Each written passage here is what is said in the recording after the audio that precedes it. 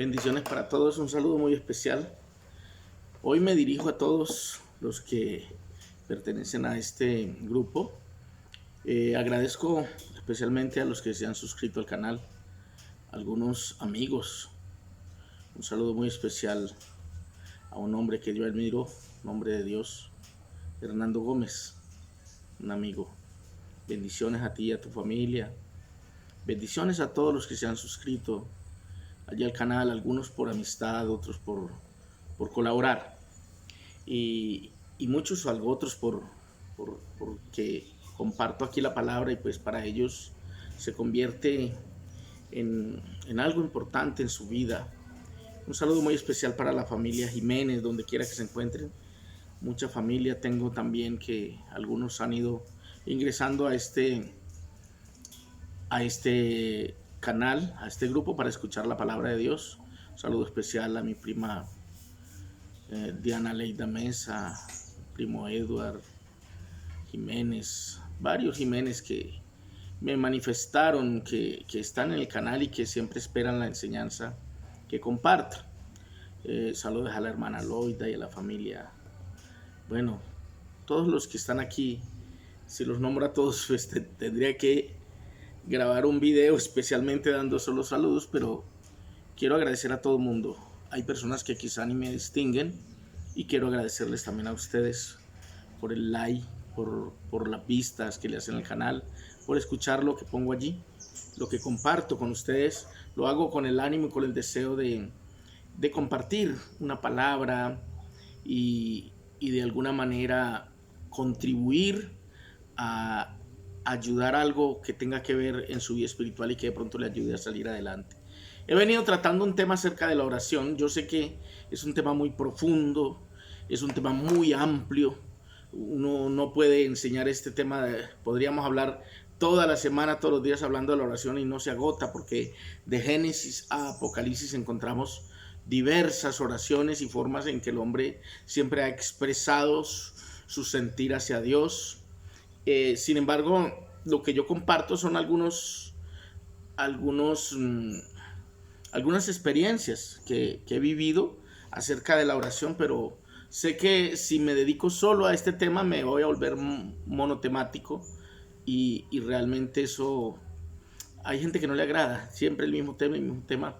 Sin embargo, hoy quisiera mencionarles que la oración, el Padre Nuestro, que es la oración con la que el Señor enseñó a orar a sus discípulos, no necesariamente hay que agarrarla como para hacerla nosotros, para repetirla siempre, porque entonces ya saldríamos de orar a rezar.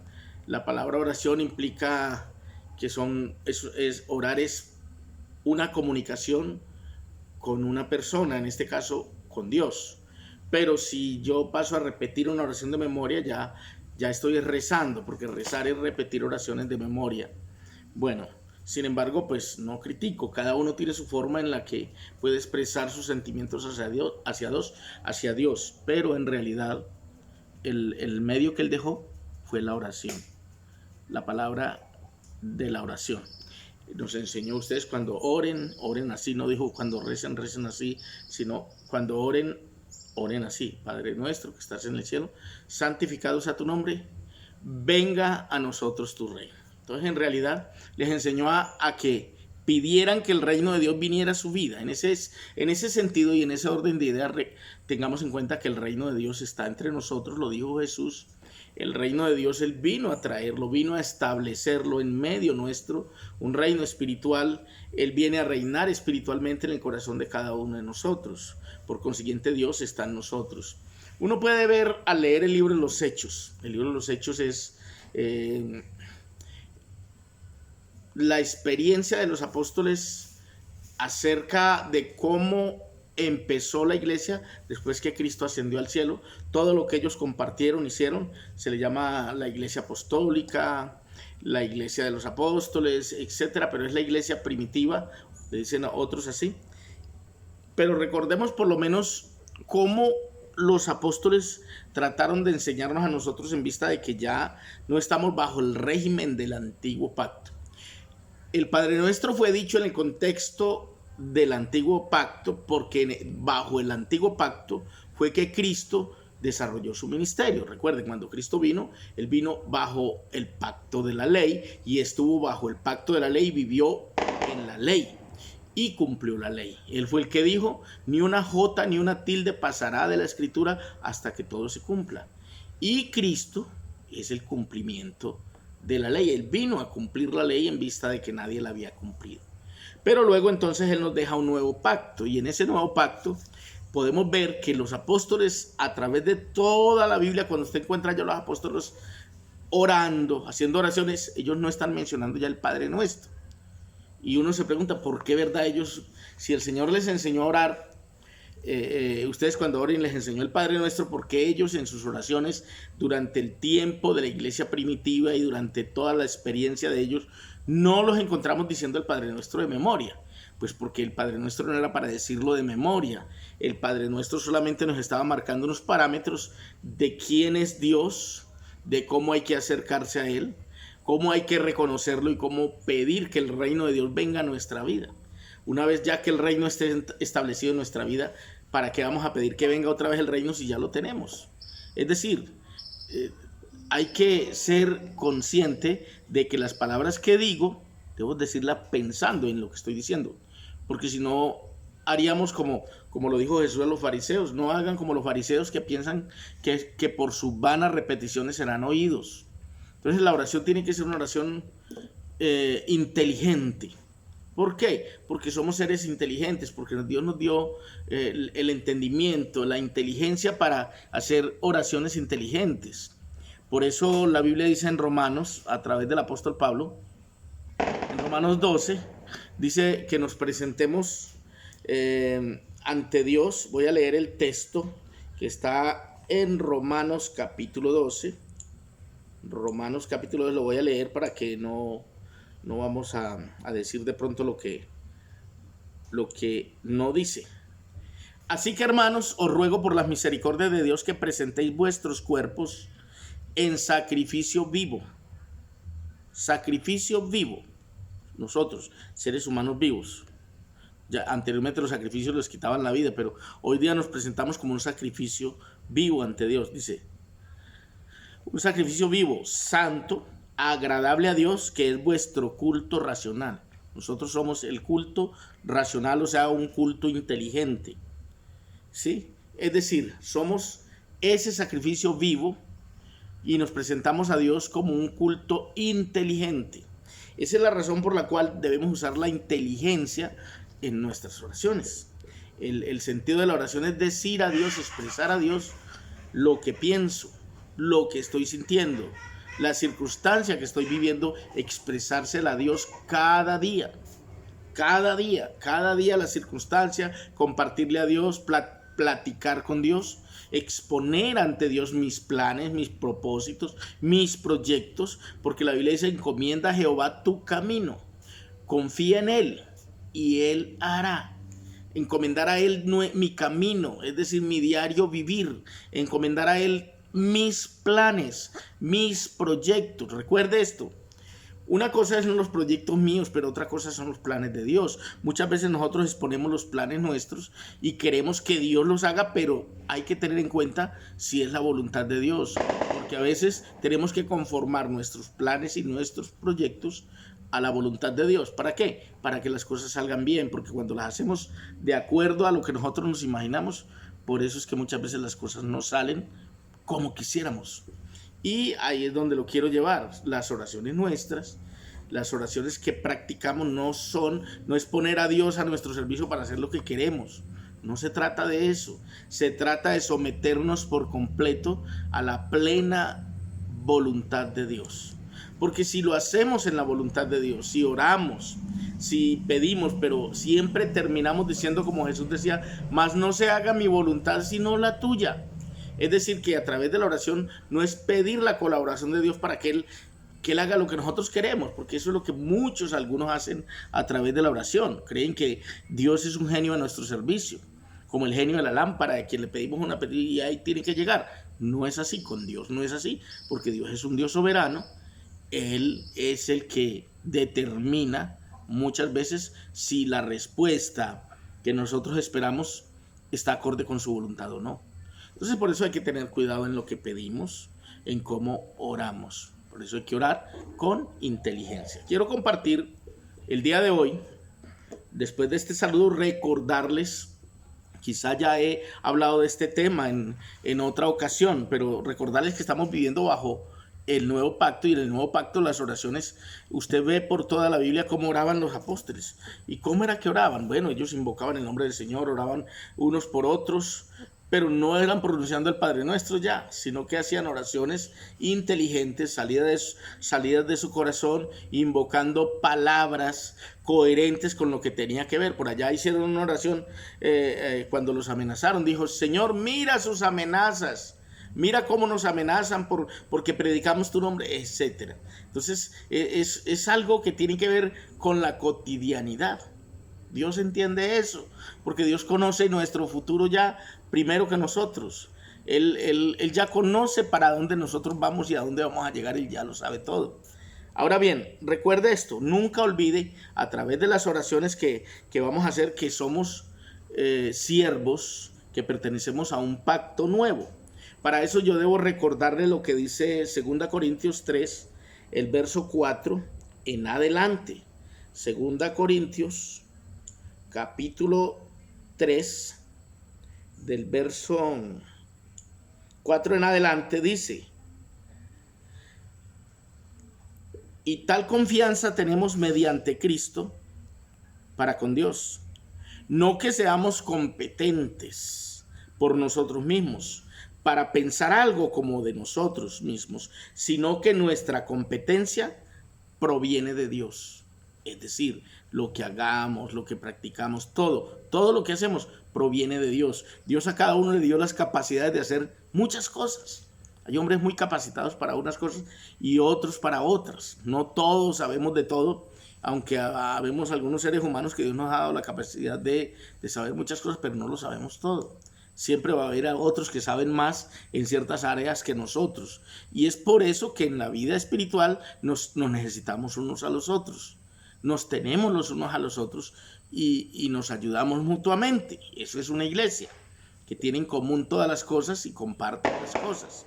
Así también se comparte el conocimiento y las capacidades que Dios ha dado. El verso 5 dice así: no que seamos competentes por nosotros mismos para pensar algo como de nosotros mismos, sino que nuestra competencia proviene de Dios. Y ahora dice el verso 6: el cual asimismo nos hizo ministros competentes del nuevo pacto. Escuche, somos ministros competentes. Dios hizo que usted y yo seamos ministros competentes del nuevo pacto. ¿Por qué hace énfasis en el nuevo el apóstol Pablo? Porque hay gente que todavía está en el antiguo pacto y están viviendo cosas del antiguo pacto, pero usted y yo somos ministros competentes del nuevo pacto. Y aquí dice, no de la letra, sino del espíritu, porque recuerde que cuando habla de la letra, es la letra que fue escrita en piedra, que fue la ley, fue escrita letra en piedra. Dice, no, ministros competentes del nuevo pacto, no de la letra, sino del espíritu, porque la letra mata, mas el espíritu vivifica. ¿Cómo sé yo que está hablando del antiguo pacto? ¿Y cómo sé que está resaltando el nuevo pacto? Porque el nuevo pacto es un pacto del espíritu. Dice así: y si el ministerio de muerte grabado con letras en piedras fue con gloria, está hablando de la ley, fue grabado con piedra y tuvo gloria.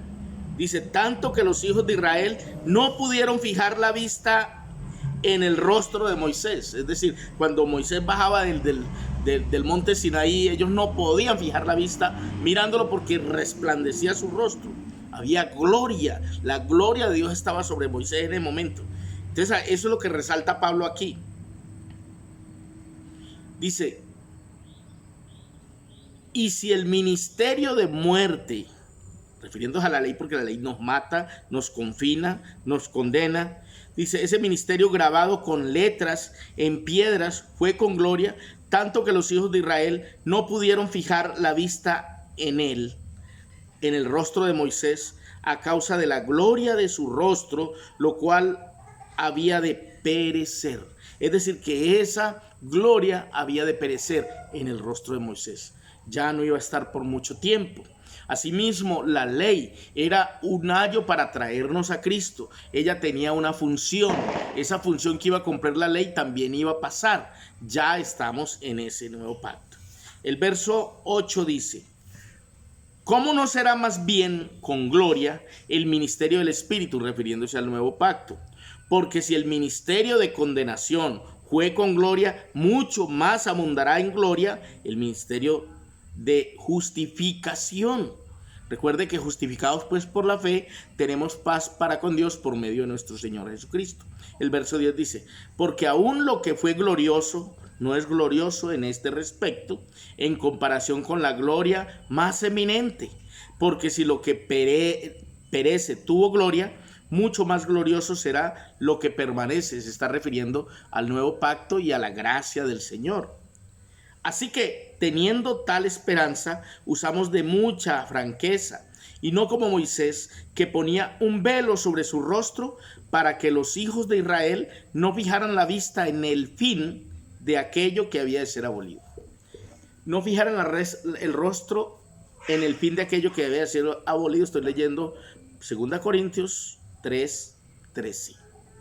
Está dando a entender que algo iba a ser abolido.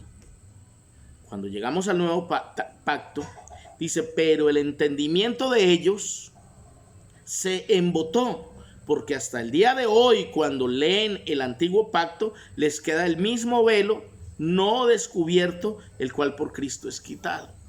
¿Cuál velo? El velo que tienen los judaizantes de seguir aferrados a aquella gloria que ya pasó, que trajo el primer pacto, que fue un pacto de muerte escrito en letras, cuando Dios ha permitido que nosotros conozcamos la gloria de Dios a través de Cristo, quien es el mediador del nuevo pacto, un pacto superior, un pacto mejor, un pacto basado sobre mejores promesas, como bien lo dice la Biblia en la carta a los Hebreos. El verso 15 dice, estoy leyendo 2 Corintios 3, voy en el 15, dice: y aún hasta el día de hoy, cuando se lee a Moisés, el velo está puesto sobre el corazón de ellos. Está refiriéndose a la ley. Moisés es el escritor de 5 libros a los que se le llama el Pentateuco: Génesis, Éxodo, Levítico, Números y Deuteronomios. En ellos trata todo el ministerio que desarrolló Moisés. Ahí es donde está escrito el nuevo pacto. Y dice: pero cuando se conviertan al Señor, el velo se quitará. ¿Cuál velo? El velo con el que uno alcanza a ver las escrituras solamente basado en el ministerio de muerte, en la ley y en todo aquello. Pero ese velo, cuando conozcamos a Cristo, se quita. ¿Por qué? Porque si conocemos a Cristo y dejamos que Cristo haga el trabajo que Él vino a hacer, Él es el mediador del nuevo pacto, y nos acogemos a ese nuevo pacto, entonces cuando nos convertamos al Señor, el velo se quitará. Ese velo tiene que quitarse. Ahora bien, hay gente que no le gusta que hablemos de esto porque dice: está discriminando el Antiguo Testamento, usted está por debajeando la Biblia del Antiguo. No se trata de eso. Aquí se trata que hay 2 pactos: el Antiguo Pacto y el Nuevo Pacto. El detalle es que nosotros deberíamos estar hoy caminando bajo el Nuevo Pacto. Número 1, porque el primer pacto fue prácticamente el trato de Dios con un pueblo, con una nación, con la nación de Israel. Pero el Nuevo Pacto ya hace apertura al pueblo gentil, porque a través de las leyes del Antiguo Pacto Él ya había profetizado que Él los iba a provocar a celo con un pueblo que no es pueblo, para hacerlos reflexionar. Y ese pueblo que no es pueblo, pues es el pueblo gentil. Estaba profetizado: fui hallado de los que no me buscaban, ¿sí? Fui encontrado por los que no preguntaban por mí. El pueblo gentil no estaba interesado en eso, pero nos alcanzó esa misericordia. Entonces la palabra ministro competente es un ministro competente, es diestro en la palabra, es calificado, experto. Entonces, si una persona que es diestra, que es calificada y que es experta, todavía hace una mezcla de ley y gracia, yo creo que le falta un poquito ubicarse bien concretamente en lo que es el nuevo pacto, en lo que es la verdad presente, en lo que es el mensaje, el evangelio del reino que trajo Cristo, desde el cual Él propone ese nuevo pacto, ¿sí? Nadie puede ser experto en aquello que no conoce.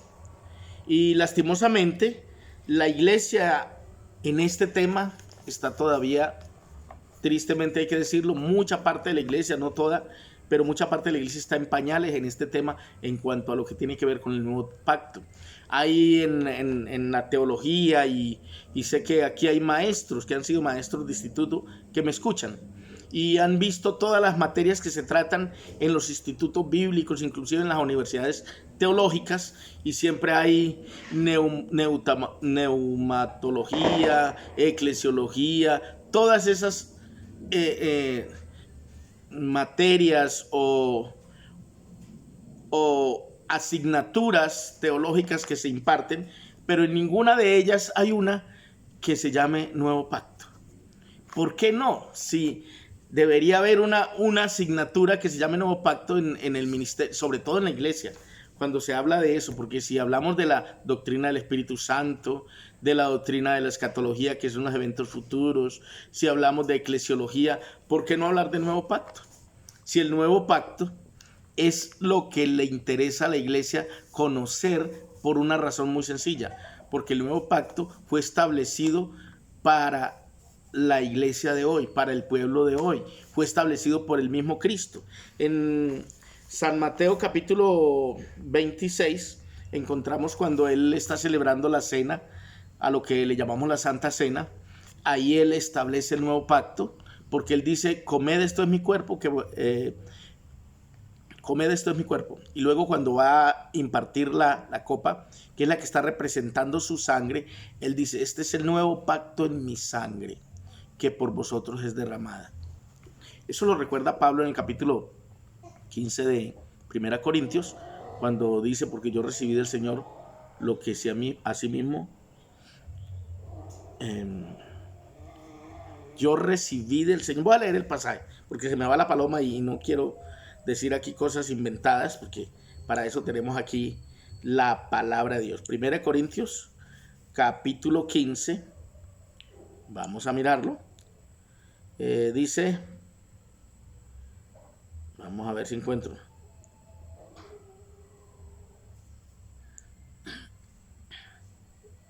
Si es el 15. El verso 1. Además os declaro, hermanos, el evangelio que os he predicado, el cual también recibisteis, en el cual también perseveráis, por el cual asimismo, si retenéis la palabra que os he predicado, sois salvos, si no creísteis en vano. Se puede creer en vano cuando uno no está creyendo la verdad, cuando uno no está en el pleno conocimiento de la palabra.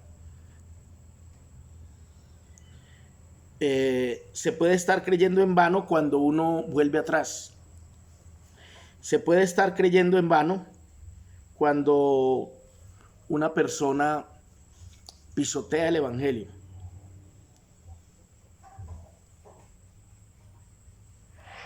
Se puede estar creyendo en vano también cuando una persona no vive de la manera correcta. Jesús le dijo a la iglesia de Corinto: porque yo recibí del Señor lo que asimismo os he anunciado, que el Señor Jesús, la noche que fue entregado, tomó pan y, habiendo dado gracias, lo partió y lo dio a sus discípulos. Esta ceremonia la recordamos todos los ministros porque la hacemos muy frecuentemente, y él dijo que con esta ceremonia se recordaría, anunciaríamos la muerte del Señor. Estábamos anunciando, era su pacto, su nuevo pacto. Allí se está celebrando el nuevo pacto. ¿Por qué él lo celebra y por qué tenemos que recordarlo? El Señor no quería que se nos olvidara el nuevo pacto. Fue profetizado en Jeremías 31 en adelante, fue anunciado, fue recordado por el escritor a los Hebreos, en Hebreos capítulo 8.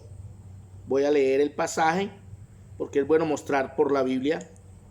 Hebreos 8, Hay muchos otros pasajes, pero quiero leer este del verso 5 en adelante. Dice así, escuche, los cuales sirven a lo que es figura y sombra de las cosas celestiales, como se le advirtió a Moisés cuando iba a erigir el tabernáculo, diciendo, mira, haz todas las cosas conforme al modelo que se te ha mostrado en el monte. Aquí está recordando aquellas cosas que hay en el antiguo pacto que son tipo, sombra y figura de lo que había de venir, lo cual ya está presente. Dice el verso 6, Hebreos 8, dice, pero ahora tanto mejor ministerio es el suyo cuanto es mediador de un mejor pacto, establecido sobre mejores promesas. Porque si aquel primero hubiera sido sin defecto, ciertamente no se hubiera procurado lugar para el segundo. Estamos en el segundo pacto. En el segundo pacto, el primero es allá, el segundo es aquí en la actualidad, aquí y ahora. Es el pacto cuando estamos viviendo prácticamente bajo los parámetros del nuevo pacto, que es vivir en el reino de Dios, un reino espiritual establecido actualmente para nosotros. Verso 8, porque reprendiéndolos dice, he aquí vienen días, dice el Señor, en que estableceré con la casa de Israel y con la casa de Judá un nuevo pacto. Estaba anunciado. Eso está en Jeremías 31:31. Dice el verso 9 de Hebreos 8, no como el pacto que hice con sus padres el día que los tomé de la mano para sacarlos de la tierra de Egipto, porque ellos no permanecieron en mi pacto y yo me desentendí de ellos. Dice el Señor. ¿Lo dice quién? Lo dice el Señor, no lo dice Luis Mesa. Por lo cual, este es el pacto que haré con la casa de Israel después de aquellos días, dice el Señor, pondré mis leyes en la mente de ellos. Ya no está en unas tablas de piedra, sino que ahora está en la mente de cada uno de nosotros, suya y mía. Y sobre su corazón las escribiré. Ahora ya recibimos la palabra y la guardamos en nuestro corazón. Y seré a ellos por Dios y ellos me serán a mí por pueblo. Y ninguno ensañará a su prójimo y ninguno a su hermano, diciendo conoce al Señor, porque todos me conocerán desde el menor hasta el mayor. Esta es la razón por la cual hasta los niños pueden tener una relación fluida con Dios directamente, sin intermediarios, porque el único intermediario es Cristo, porque Cristo es el único mediador entre Dios y los hombres. El verso 12 dice, porque seré propicio a sus injusticias y nunca más me acordaré de sus pecados y de sus iniquidades. Esa es la promesa tan grande que trae este nuevo pacto, porque Él pagó por los pecados suyos y míos. Él fue sacrificado, Él murió para rescatarlo a usted y a mí. Verso 13 dice, al decir nuevo pacto, ha dado por viejo al primero, y lo que se da por viejo y se envejece está próximo a desaparecer. Ahí termina el capítulo. Continúa porque no termina el tema. Termina el capítulo diciendo que el pacto antiguo está próximo a desaparecer. Ahora bien, estoy leyendo el capítulo 9. Ahora bien, aún el primer pacto tenía ordenanza de culto. Está hablando del primer pacto que tenía ordenanza de culto y un santuario terrenal, porque el tabernáculo estaba dispuesto así. Está hablando en pasado, recordando todo lo que era el antiguo pacto, para podernos dejar ubicados en el nuevo, donde el templo ya no es hecho de pieles, sino que el templo es el cuerpo de Cristo. Por eso Él fue el que dijo, destruid este templo y en 3 días lo levantaré. Estaba hablando del templo de su cuerpo, no estaba hablando del templo de Jerusalén, porque han durado 46 años construyéndolo y Él en 3 días lo iba a levantar. Por eso se disgustaron con Él. Estaba hablando de su cuerpo. Perdón.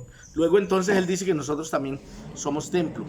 Primero porque somos ladrillos o piedrecillas que conformamos ese nuevo templo que Él ha edificado, del cual Él dijo, ya no habitaré en templos hechos por manos de hombres, porque ahora habita en corazones de carne.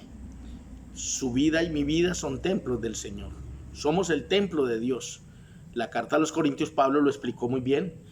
Ignoráis que vuestro cuerpo es templo del Espíritu Santo, lo cual están en vosotros, que no sois vuestros, porque habéis sido comprados con precio. Glorificad pues a Dios en vuestro cuerpo y en vuestro espíritu, los cuales son de Dios. Dice que el que se une al Señor, un espíritu es con Él. Usted y yo somos un espíritu unido a Dios, a Cristo. Entonces eso quería decirle, no quiero alargarme más, no me gusta alargar los videos, pero quiero invitarle a que se suscriba. Seguimos estudiando estos temas, seguimos compartiendo esto. Saludos a la familia Jiménez y muchas gracias a los que se suscriben cada día al canal. Bienvenidos. Dios les ha de bendecir en gran manera. Bendiciones para todos. Les amo en el amor del Señor.